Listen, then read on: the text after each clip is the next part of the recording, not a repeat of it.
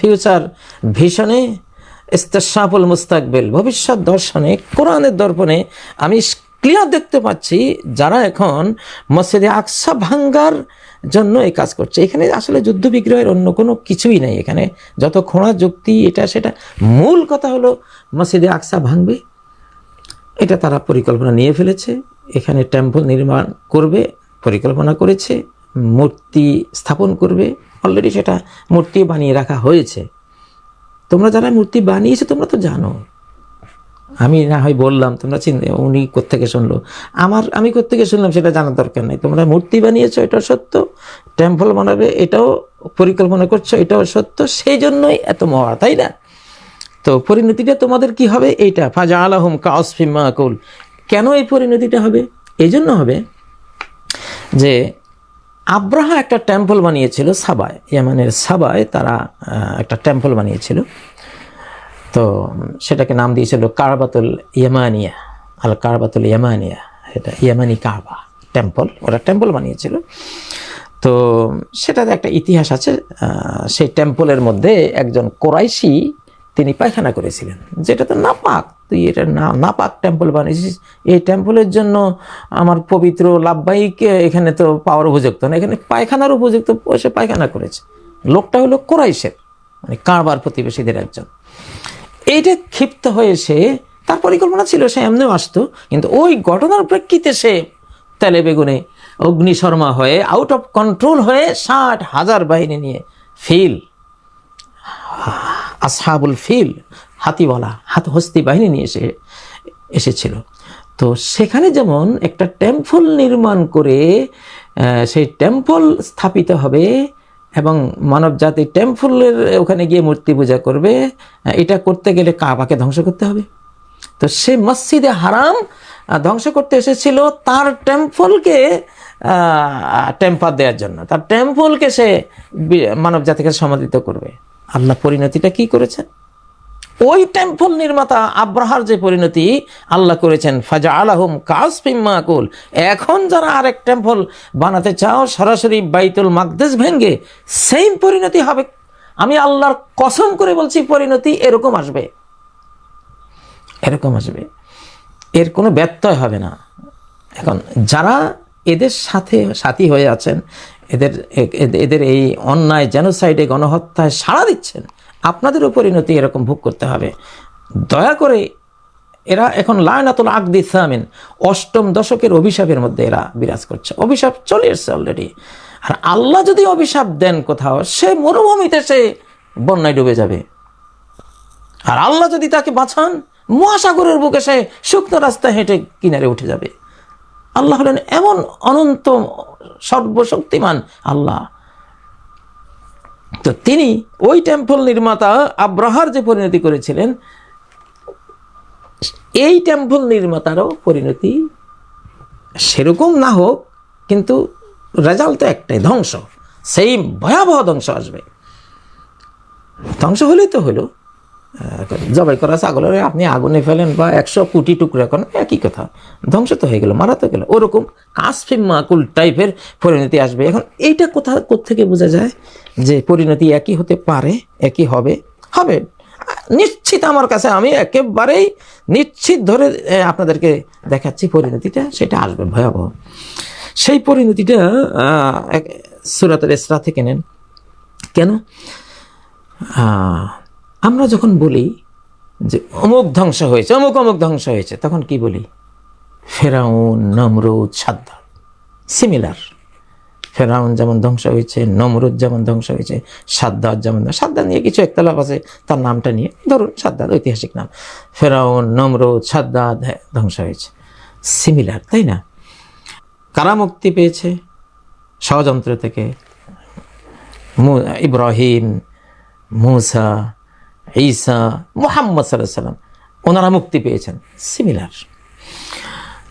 আল্লাহ তাআলা একটা সিমিলারিটি রক্ষা করেছেন এক জায়গায় সূরা বনী ইসরাঈলের শুরুতে। সেটা কি? মিনাল মসজিদিল হারাম ইলাল মসজিদিল আকসাল্লাযী বারাকনা হাওলাহ। এটা আমার মতে, মত না, আমার ফিউচার ভিশনে আমি দেখতে পাচ্ছি যে আল্লাহ এখানে বলে দিয়েছেন যে মসজিদে হারাম আর মসজিদে আকসা একই আল্লাহর, ওয়ান্নাল মাসাজিদা লিল্লাহ, এক আল্লাহর। এবং এই সিমিলারিটির যেমন বেঁচেছেন কে? ইব্রাহিম, মুসা, ঈসা, মুহাম্মদ বেঁচে গেছেন। ধ্বংস হয়েছে কে? ফেরাউন, নমরুদ, সাদ্দাত। তাহলে মসজিদে হারাম একসাথে উল্লেখের দ্বারা এই ফায়দা আসলো যে মসজিদে হারামকে যেইভাবে আল্লাহ তাআলা আব্রাহা বাহিনী থেকে হেফাজত করেছেন, শেষ জমানায় মসজিদে আকসাকেও সেইভাবে আল্লাহ তাআলা সেভ করবেন, হেফাজত করবেন। সেই হেফাজত পাখি আবাবিল দিয়ে হোক, মানুষ আবাবিল দিয়ে হোক, 600 পাখার জিব্রাইল আমিনকে দিয়ে হোক, এমনি তো শাম তো মালাইকা অ্যাঞ্জেলস তো পাখা বিস্তার করে আছেই। ইন্না মালাইকাতুর রহমান বাসিতাতুন আজনিহাতাহা আলা শাম, এই ফিলিস্তিন শাম অঞ্চলের উপরে ফেরেশতারা পাখা বিস্তার করে আছে। অলরেডি অজস্র নাইট ভিশন বলছে যে জিব্রাইল এসে গেছেন অলরেডি, সাজার জন্য এসে গেছেন অলরেডি।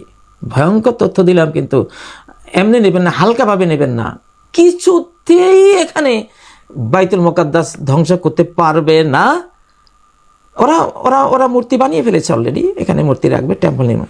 কোনো দিনও আল্লাহ এটা হতে দেবেন না। অলরেডি এক লেখে একের পরে যদি 1 ট্রিলিয়ন শূন্য লেখেন, একের পর আবার বলছি 1 ট্রিলিয়ন শূন্য যদি লেখেন, তাহলে তত লক্ষ কোটি বার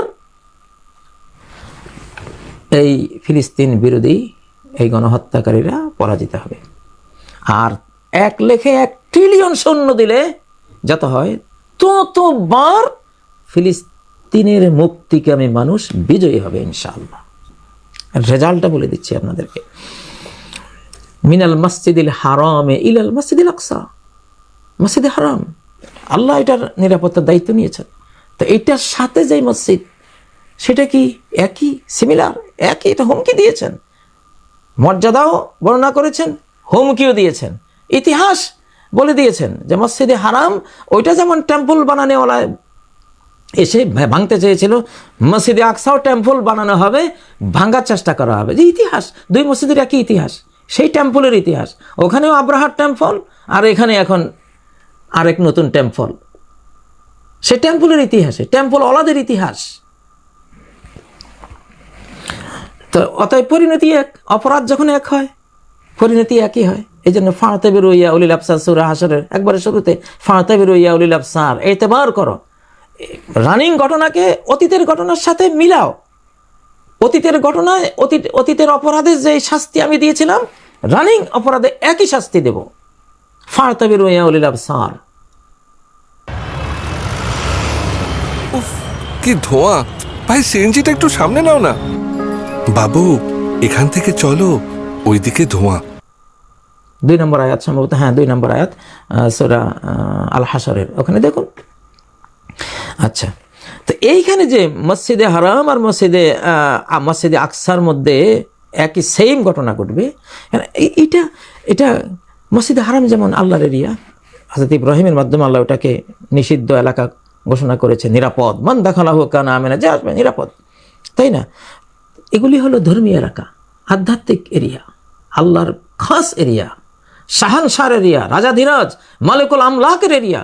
খবরদার এখানে কোনো গোলামের জাত গোলাম এখানে শয়তানি করতে আসবি না, মেছাকার হয়ে যাবি একেবারে। তো এখানে আল্লাজি বারাক না হাওলা, মসজিদে আকসা বলে একটা কথা জুড়ে দিয়েছেন, আল্লাজি বারাক না হাওলা, যে ওখানে মসজিদে হারাম, মসজিদ বলে হারাম উল্লেখ করেছেন। এটা মুহতারাম, এটা নিষিদ্ধ, কোনো শয়তানি, নষ্টামি, কোনো অপরাধ এখানে সংগঠিত করা যাবে না। তো এখন মসজিদে আকসা হলো দূরবর্তী মসজিদ, এটা তো কোনো বিশেষণ উল্লেখ করেননি। এই জন্য আল্লাজি বারাকনা হাওলাহু বলে আল হারাম, মসজিদে হারাম, আল হারাম শব্দের সিমিলার মানা, সিমিলার একটা ইশারা এখানে করে দিলেন। এটাও কিন্তু ওইরকম মুবারাক, ওইটা যেমন মুবারাকান, মসজিদে হারামের ব্যাপারে লাল্লাজি বিবাক্কাতা মুবারাকা, সূরা আল ইমরানে যেমন ওই ঘর যেটা মক্কায় আছে এটা মুবারাক, বরকতময়।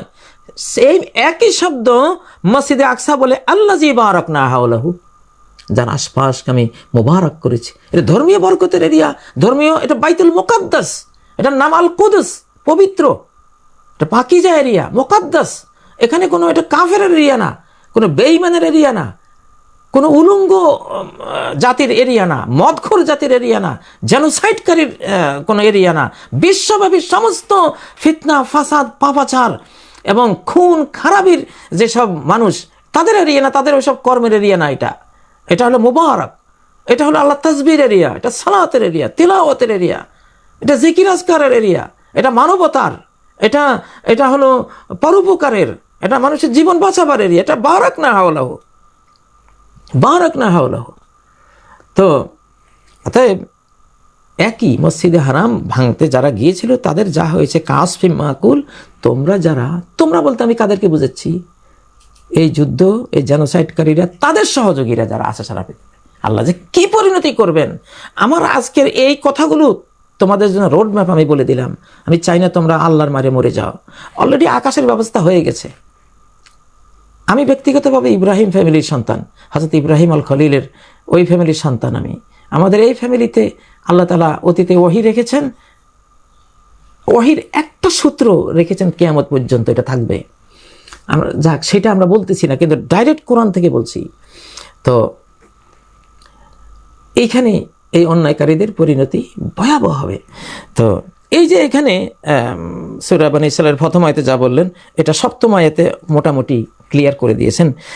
ফাইজা জাআ ওয়াদুল আখিরাতি লিয়াসুউ উজুহাকুম ওয়া লিয়াদখুলুল মাসজিদা কামা দাখালুহু আউওয়ালা মাররাতিন ওয়া লিয়ুতাব্বিরু মা আলাউ তাতবীরা। এই বাইতুল মুকাদ্দাসকে ধ্বংস করতে যখন আসবে, আবার টেম্পল ওয়ালারা যখন এখানে আসবে আল্লাহর মসজিদ ধ্বংস করার জন্য, মূর্তি স্থাপন করার জন্য, তো এটার প্রতিরোধ বাহিনী আল্লাহ যেটা দিবেন, লাইয়াসু উজুহাকুম, তোমাদের চেহারাকে কলঙ্কিত করে দিবে, কালিমাযুক্ত করে দিবে, চেহারা কালো হয়ে যাবে। চেহারার কথাটা এটা এই আখিরি জামানের সাথে মেলে, কারণ এখন আমরা সবাই চেহারা দেখাই। আপনারা আমার চেহারা দেখতেছেন। এখন মিডিয়াটা, এখনকার যুগটা হলো চেহারা দেখার এরিয়া। হঠাৎ যদি কেউ আনন্দিত হয়, মিডিয়ায় বোঝা যায় যে না, উনি খুব প্রসন্ন। হঠাৎ যদি তার খুব মহাবিপদ আসে, চেহারা কালো দেয়। তো চেহারা বুঝার এই যুগের মতো চেহারা বুঝবার যুগ পৃথিবীতে আর কোনো যুগ যায়নি। এই জন্যই লাইয়াসু উজুহাকুম, যে